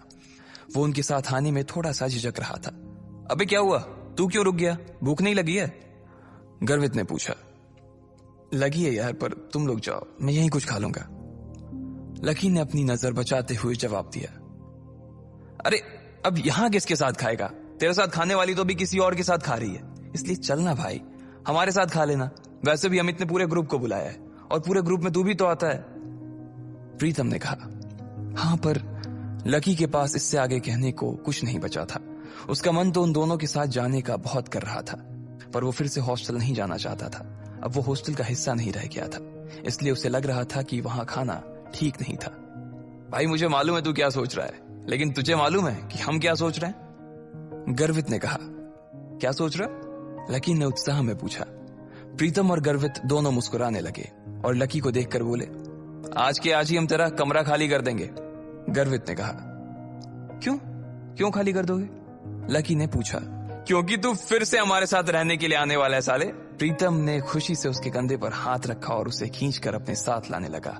लकी ये बात सुनकर खुश हो गया था। उसे लग रहा था कि डिंपल के जाने के बाद उस कमरे में वो अकेला हो जाएगा, लेकिन जब उसके ये दोस्त जिंदा थे तब तक वो उसे अकेले नहीं छोड़ने वाले थे। थैंक्स यार, तुम लोग हो तो मैं। इसके आगे लकी कुछ कह नहीं पा रहा था, लेकिन उसकी आंखों में दोस्तों के लिए प्यार साफ नजर आ रहा था। थोड़ी देर बाद जब वो तीनों हॉस्टल पहुंचे तो उन्होंने देखा कि एक लड़का और एक लड़की एक साथ एक पलंग पर हाथ पकड़कर बैठे हुए हैं। अरे अरे तुम लोग वापस आ गए? अमित ने चौंकते हुए लड़की का हाथ छोड़ा और तीनों को देखने लगा। अमित का कद हॉस्टल के बाकी लड़कों से लंबा था। उसका शरीर दुबला और सुडौल था। वो खेल कूद में बहुत अच्छा था। बेबी, ये मेरे दोस्त हैं। दोस्तों, ये मेरी बेबी, मेरा मतलब है मेरी गर्लफ्रेंड है रोशनी, म्यूजिक सीख रही है। अमित ने कहा और रोशनी ने सबको हाई किया। फिर अमित बोला, रोशनी, ये मेरे रूममेट्स हैं, गर्वित, प्रीतम और लकी। लकी अब हमारे साथ नहीं रहता, लेकिन हमारे दिल में अभी भी जिंदा है लकी, है ना लकी? अमित ने थोड़े मजाकिया अंदाज में कहा। हाँ अमित भाई, पहले नहीं रहते थे, लेकिन अब भाई साहब हमारे साथ फिर से रहने के लिए आ रहे हैं, इसलिए आपने इनके बिस्तर पर जो वे प्रोटीन के डब्बे जमा रखे हैं ना, उन्हें जरा हटा लीजिए, गर्वित ने कहा। ये सुनते ही अमित का चेहरा खुशी से खिल गया। वो चाहता तो यही था कि लकी, जो कि उन सबकी जान था, वापस आ जाए, लेकिन वो ऐसे अचानक से वापस क्यों आ रहा था इस बात का उसे अंदाजा नहीं था। इसलिए उसने पूछा, पर क्या हुआ भाई, लैंडलॉर्ड से लड़ाई वड़ाई हो गई क्या? नहीं यार, ऐसा कुछ नहीं है, लकी ने धीमी आवाज में कहा। प्रीतम समझ गया था कि लकी को आगे की बात करने में शर्म आ रही थी, इसलिए इससे पहले कि अमित आगे कुछ बोलता, प्रीतम ने उसका बचाव करते हुए कहा, अरे भाई, लाइफ है, कभी धूप कभी छांव, चलता रहता है, तू ज्यादा सवाल मत कर यार, पलंग खाली कर यार जल्दी, प्रीतम ने कहा और रोशनी की ओर इशारा कर दिया। अमित समझ गया था कि वो उसके सामने इस बारे में कुछ बात नहीं करना चाहता था। अमित ने भी कुछ नहीं कहा और उन पांचों के बीच एक खामोशी छा गई। अमित ने उस चुप्पी को तोड़ते हुए कहा, चलो तो फिर आज रॉबिन्स कैफे पर खाना खाने के लिए चलते हैं। रोशनी की रूममेट भी आने वाली है। तुम्हें और किसी को बुलाना है? लकी तो डिंपल को बुला देना, वो भी आ जाएगी। अमित ने जैसे ही ये कहा, गर्वित और प्रीतम उसे गुस्से से देखने लगे। प्रीतम ने तो अपना सिर ही पकड़ लिया था। अमित की मोटी बुद्धि में उसके छोटे छोटे इशारे कभी नहीं घुस सकते थे। ये बात वो अच्छी तरह से समझ गया था। इधर लकी और डिंपल के बारे में सिर्फ उन तीनों को ही नहीं, बल्कि पूरे हॉस्टल को पता था। अमित को यह बात मालूम थी कि लकी डिंपल को कभी किसी अच्छी जगह खाने पर नहीं ले जा पाता था, इसलिए उसने सोचा कि उसको ये मौका भी वो अपनी तरफ से ही दे दे। अब इससे पहले कि प्रीतम लकी की घाव को ढकने की कोशिश करता, उसने खुद ही उसे कुरेदते हुए कहा, अमित, मैं और डिंपल अब साथ नहीं है यार। तुम और डिंपल साथ नहीं हो मतलब? ये कब हुआ यार, और कैसे? अमित ने लकी से पूछा। उसका मुंह सवाल पूछने के बाद भी खुला का खुला ही रह गया था। अब जो हो गया सो हो गया ना यार, सब आज ही जानना है क्या तेरे को? गर्वित ने उसे फटकारते हुए कहा। अमित समझ गया था कि इस बारे में बात करने के लिए सही मौका नहीं था। अमित, हमें निकलना चाहिए यार, मेरी रूममेट्स का मैसेज आया है कि वो लोग निकल चुकी हैं। वो लोग पहले से ही बहुत भूखी हैं और अगर हमने उन्हें वेट कराया ना तो वो मुझे ग्रिल करेंगी यार, रोशनी ने कहा। हाँ, अब ऐसा है तो प्रीतम जी, गर्वित जी और लकी जी, आप अपने अपने कपड़े बदलो। प्रीतम, तू लकी को कुछ बढ़िया से दे देना यार, और प्लीज सब लोग जल्दी तैयार हो जाओ, हम लोग बाहर इंतजार कर रहे हैं, अमित ने कहा और रोशनी का हाथ थाम कर बाहर आ गया। इधर प्रीतम ने कमरे का दरवाजा बंद कर लिया था। अमित और रोशनी कमरे के बाहर थे, जहां अमित बार बार कमरे के दरवाजे की ओर देख रहा था। वहीं रोशनी अपने हाथ बांधे और मुंह फुलाए बरामदे के उस पार देख रही थी। जब अमित की नजर रोशनी पर पड़ी तो वो समझ गया कि कोई तो बात थी। जिस तरह से वो हाथ बांध कर खड़ी थी, उससे साफ समझ आ रहा था कि रोशनी को किसी बात पर तो गुस्सा आ रहा था। क्या हुआ बेबी, कुछ हुआ है क्या? अमित ने पूछा। नहीं कुछ नहीं यार, बस ऐसे ही, रोशनी ने कहा और अपना चेहरा दूसरी ओर घुमा लिया। बोलो ना बेबी, क्या हुआ? मेरी कोई बात बुरी लग गई क्या आपको? अमित ने फिर से पूछा। रोशनी ने एक बार के लिए उसे देखा और फिर एक गहरी सांस लेते हुए बोली, तुम्हें ऐसा नहीं लगता कि तुम्हारे ये जो रूममेट्स हैं ये बहुत ही एवरेज हैं? मतलब तुम खुद को देखो ना गर्वित की शक्ल अच्छी है, ना प्रीतम की पर्सनालिटी में कोई अपील है, और चलो लकी तो फिर भी थोड़ा बहुत अच्छा लगता है, लेकिन वो जिस तरह से रहता है, जिस तरह के कपड़े पहनता है, उससे साफ दिखता है कि उसकी जेब टाइट है। अब ऐसे लोगों को मैं अपने रूममेट्स के सामने कैसे ले जाऊंगी यार, बताओ? अमित को उसकी बात सुनकर मन ही मन काफी अजीब लगा। हम सिर्फ खाना खाने ही तो जा रहे हैं, हम कोई ब्लाइंड डेट थोड़ी सेट कर रहे हैं इनके और तुम्हारे रूममेट्स के बीच, तो तुम फिर इतना परेशान क्यों हो रही हो? तुम्हें ऐसा लग रहा है कि मेरे रूममेट बाहर इतनी दूर इतनी धूप में सिर्फ खाने के लिए आ रही हैं? अमित, तुम सच में डम्ब हो। अरे उन्होंने भले ही मेरे फेस पर ये बात ना कही हो, लेकिन मैं जानती हूँ ना कि वो सिर्फ तुम्हारे रूममेट्स के लिए मिलने आ रही हैं। क्या पता किसी को कोई पसंद आ जाए तो। मैंने तुम्हारी फोटो दिखाई थी, तुम्हें देखते ही सबकी जुबान ऐसे ही लप लप होने लगी थी, और उन्हें लगा कि तुम्हारे रूममेट्स भी तुम्हारे जैसे ही होंगे, इसलिए वो भी मुझे उन सबको भी खाने पर लाने के लिए कह रही थी। रोशनी ने चिढ़ते हुए कहा, हाँ बेबी सॉरी, मुझसे गलती हो गई, मैंने तुम्हें बताया नहीं कि मेरे रूममेट्स बायोलॉजी सेक्शन से हैं। अमित ने कहा, असल में वो था सपोर्ट कोटा से, लेकिन वहां पर जगह नहीं थी, इसलिए उसे लकी की डोरमेट्री में शिफ्ट कर दिया गया था। अब इससे मैं क्या करूं? तुम ये सब मुझे अब बता रहे हो। मैं लंच ही कैंसिल कर देती हूँ, बोल दूंगी कि अमित का ट्रेनिंग सेशन शुरू हो गया है। रोशनी ने फिर से चिढ़ते हुए कहा, अरे नहीं यार नहीं, प्लीज ऐसा मत करो। अमित ने उसके आगे हाथ जोड़ते हुए कहा, अगर ऐसा हो जाता तो प्रीतम और गर्वित उसकी नाक में दम कर देते। वो दिखता पहलवान सा था, लेकिन उसे इन दोनों से बहुत डर लगता था। तो फिर ठीक है, अब वहां इनके साथ जो कुछ होगा ना, उसके लिए तुम मुझे ब्लेम मत करना प्लीज, रोशनी ने कहा। और इससे पहले कि अमित उससे आगे कुछ कह पाता, रोशनी का फोन बज उठा। हेलो, हाँ कोयल, अच्छा तुम लोग पहुंच गए? हाँ हाँ, इतनी भी क्या जल्दी है यार, जब तुम मिलोगे तो खुद ही देख लेना। अच्छा तुम्हारे सिर पर चोट? अच्छा अच्छा, ठीक है, हम बस आ ही रहे हैं, रोशनी ने कहा और फोन रख दिया। ये कोयल वही कोयल थी जो आज सुबह ही लकी से बैंक में टकराई थी। वो रोशनी की बहुत अच्छी दोस्त थी और इन सब में सबसे अमीर। इतने में गर्वित, प्रीतम और लकी कमरे से बाहर आ गए। इधर 3 सुंदर सी बन ठन के आई हुई लड़कियां एक टेबल पर पहले से ही बैठी हुई थीं। उनकी शक्ल, सूरत और कपड़े देखकर ये पता चल रहा था कि वो पैसे वाले घरों से थी। उनमें से एक लड़की का चेहरा छोटा और गोल सा था, आंखें बड़ी बड़ी और चमकीली सी थी। उन तीनों में सबसे सुंदर वही थी। कोयल, तुम्हारे सिर पर लाल सा क्या लगा हुआ है? कहीं कोई चोट वोट लगी थी क्या? एक लड़की ने कोयल से पूछा। कोयल ने तुरंत अपना फोन निकाला और फिर अपने सिर पर लगी चोट को देखने लगी और कहा, हाँ यार, आज सुबह मैं अपने पापा के साथ न्यू सिटी बैंक गई हुई थी, तो वहां पे एक गधे से टकरा गई। इतना बेवकूफ आदमी ना मैंने अपनी जिंदगी में नहीं देखा, मन तो कर रहा था उसका मुंह नोच लूं, कोयल ने कहा। अब इधर कोयल लकी को कोस रही थी, जबकि दोनों इस बात से अनजान थे कि फिर से उनका सामना होने वाला है। आखिर क्या धमाका होगा जब कोयल और लकी फिर से एक दूसरे के सामने आएंगे? क्या वो लकी की इंसल्ट करेगी, वो भी उसके दोस्तों के सामने, या फिर लकी उससे इस बार जवाब देगा? आपको क्या लगता है, क्या होंगे इन सभी सवालों के जवाब? कमेंट बॉक्स में कमेंट करके जरूर बताएं। और सभी सवालों के जवाब को जानने के लिए सुनते रहिए इंस्टा मिलीनियर सिर्फ पॉकेट FM पर।